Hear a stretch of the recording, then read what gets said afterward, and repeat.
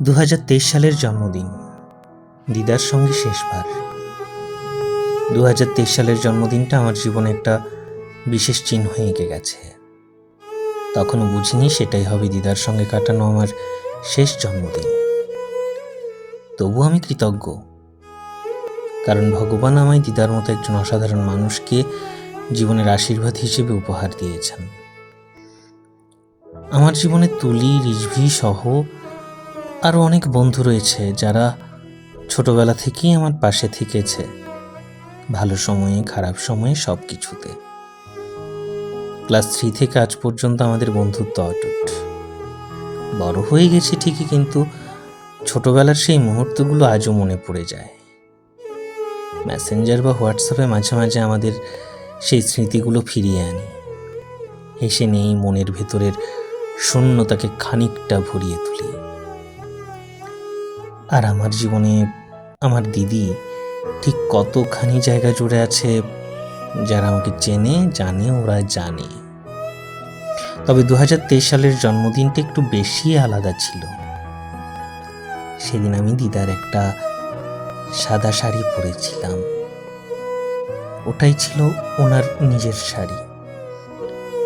যখনই আমি শাড়ি পরতাম, দিদা মুগ্ধ চোখে তাকিয়ে থাকতো।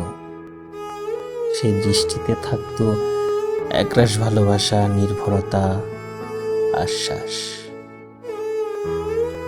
আজ আর সে চোখ নেই, সেই বিশ্বাস ভরা চাহনি নেই।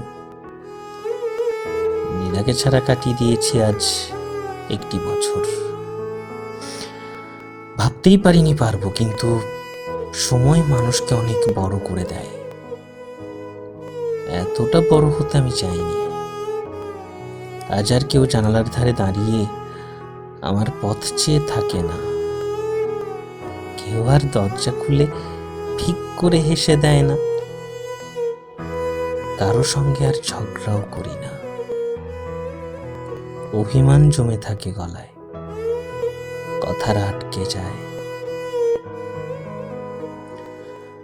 কর্মের চক্রে যদি আবার দেখা হয়, নিশ্চয়ই তোমার গা ঘেঁষে বসে পড়ব দিদা। তোমার কথা লিখতে বসলে এক একটা পৃষ্ঠা নয়, একটা গোটা বই হয়ে যাবে। কত হাসি, কত খুনসুটি, অভিমান, আদর, রাগ, সবটাই ছিল আমাদের মধ্যে। তোমার কাছেই আমি প্রথম বুঝেছি ভালোবাসা মানে কি। তাই আজও ভালোবাসা আর আদরের খোঁজে থাকি। যেখানে সামান্য উষ্ণতা পাই, সেখানে চুপ করে বসে থাকি। তোমার সেই ফোকলা হাসিটা আজও চোখে ভাসে। ভালোবাসি দিদা, আজও, প্রতিদিন, প্রতি মুহূর্তে।